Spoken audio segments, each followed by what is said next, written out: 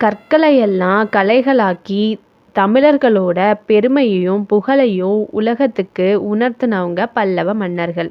யுனெஸ்கோவோட பாரம்பரிய நினைவு சின்னங்கள்ல ஒன்றா அறிவிக்கப்பட்ட நம் பெருமையையும் கலாச்சாரத்தையும் உலகத்துக்கு உணர்த்திய மாமல்லபுரம் கடற்கரை கோயிலை பற்றி தான் நம்ம பார்க்க போகிறோம்.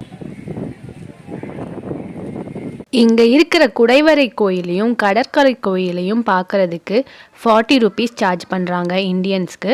ஃபாரினர்ஸ்க்கு 600 ருபீஸ் சார்ஜ் பண்ணுறாங்க.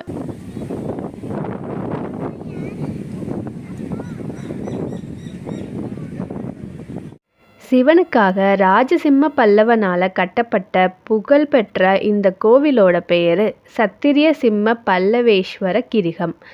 ஒரு காலத்தில் 3 விமானங்களோட இருந்த இந்த கோவில் இப்போ 2 விமானங்களோட மட்டும்தாங்க இருக்கு.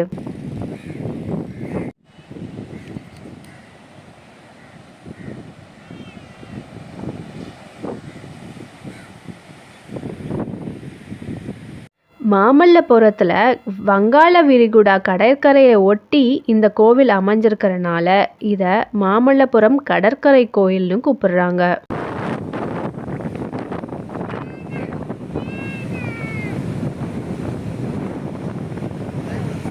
மாமல்லபுரத்துக்கு நம்ம நாட்டு சுற்றுலா பயணிகளை தவிர பல நாட்டில் இருந்து நிறைய பேர் வந்துக்கிட்டு இருக்காங்க.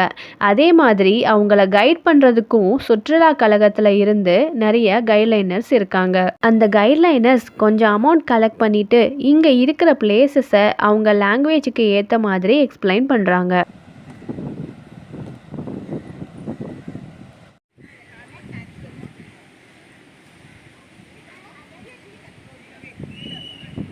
தமிழ்நாட்டில் தொல்பொருள் துறையினரால் பாதுகாக்கப்பட்டு வர்ற 440 புராதன சின்னங்களில் ஒன்றான இந்த கோவில் 45 அடி உயரம் கொண்டதுங்க.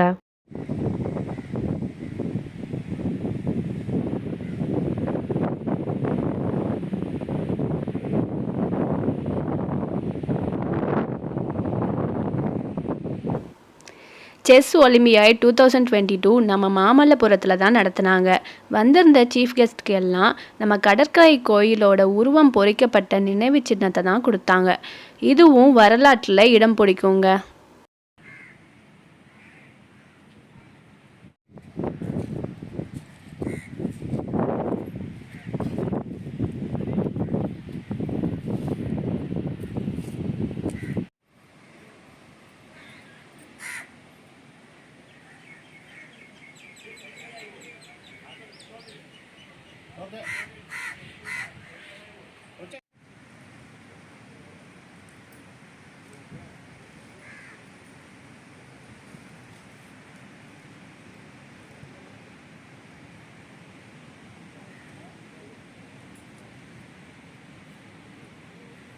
இந்த கோவிலில் லிங்க வடிவில் காட்சி தர்ற சோமாஸ்கந்தரும் பள்ளி கொண்ட நிலையில் காட்சி தர்ற ஜலசனய பெருமாளும் சேதமடைந்த நிலையில் காட்சியளிக்கிறாங்க.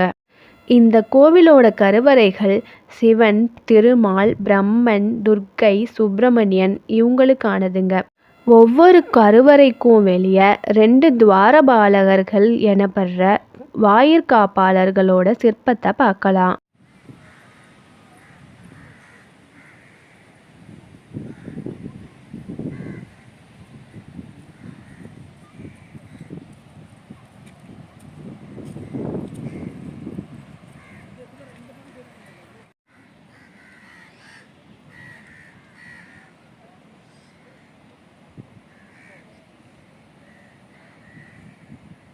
ஒரு பெரிய பாறையோ இல்லை குன்றையோ குடஞ்சி இல்லை மேலிருந்து செதுக்கி செய்யாமல் பல கற்களை வெட்டி எடுத்து ஒன்று மேலே ஒன்று வச்சு செய்யப்படுறது தான் கட்டுமான கோயில்கள்.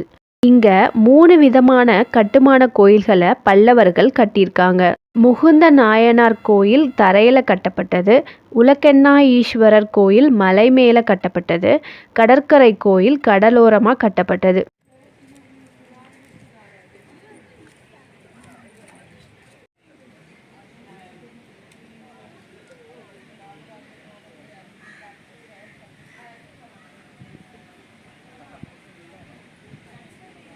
சென்னையில் இருந்து 57 கிலோமீட்டரில் ஈசிஆரில் இருக்குங்க. லோக்கல் பஸ் ஃபெசிலிட்டிஸ் எல்லாமே இருக்குது. செங்கல்பட்டில் இருந்து 27 கிலோமீட்டர் தொலைவில் இருக்குது. ஸோ டிரான்ஸ்போர்ட் ஃபெசிலிட்டி நிறையவே இருக்குங்க.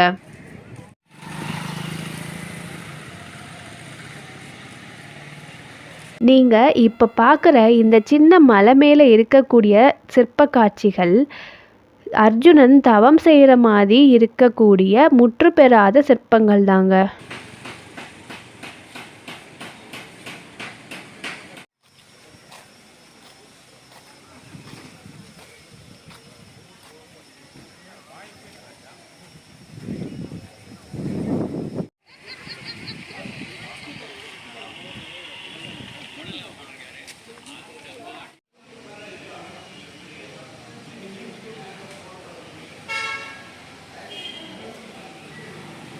இந்த கிருஷ்ணர் மண்டபம் பல்லவர்களோட ஒரு தனித்துவம்னே சொல்லலாம். இந்திரன் ஏவன மழை புயல்ல இருந்து கோகுல ஆயர்களையும் ஆடு மாடுகளையும் கண்ணன் கோவர்த்தன மலையை கொடையாக தூக்கி காத்ததாக கூறப்படுற புராணத்தையே சிறப்பாக வடிவமைச்சிருக்காங்க.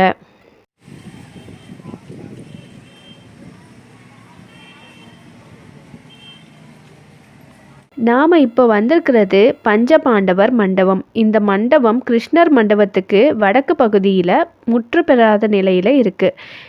இங்கே இருக்கிற கருவறை முகமண்டபம் எல்லாம் முடிவில்லாத சுத்து பாதையோட காட்சியளிக்குது.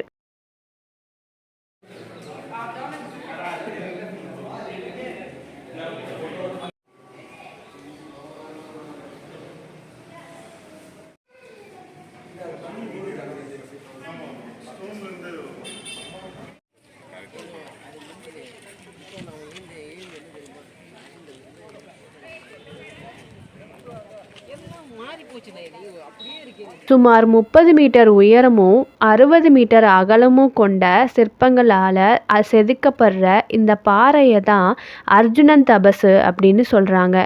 வானவர்கள், மனிதர்கள், மிருகங்கள் அப்படின்னு பல வகையான சிற்பங்கள் அங்கே இருக்குங்க. ஒத்த காலில் ஒரு மனுஷன் நின்று தவம் இருக்க சிவன் வரம் கொடுத்ததா சிற்பங்கள் வடிவமைக்கப்பட்டிருக்கு.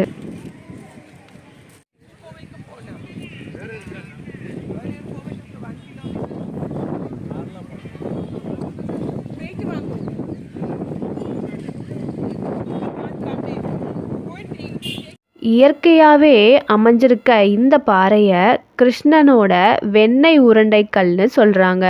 இதை எத்தனை பேர் வந்து தள்ளினாலும் அசைக்கவே முடியாதுன்னு சொல்கிறாங்க.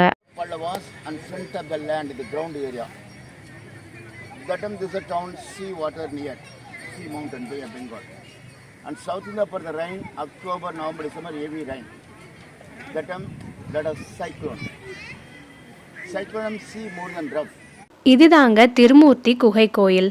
வெண்ணெய் கடைதல் தொட்டி பக்கத்தில் 3 கருவறை இருக்கிற மாதிரி அமைச்சிருக்காங்க. சிவன், பிரம்மன், விஷ்ணு இவங்களுக்கு அர்ப்பணிக்கப்பட்டிருக்கு.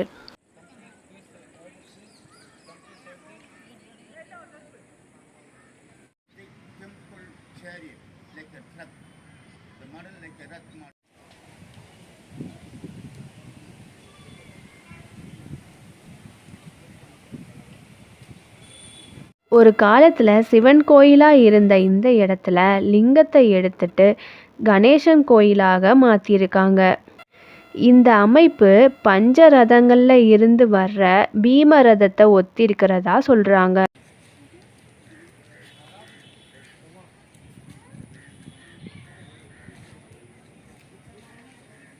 இது வராக மண்டப குகை.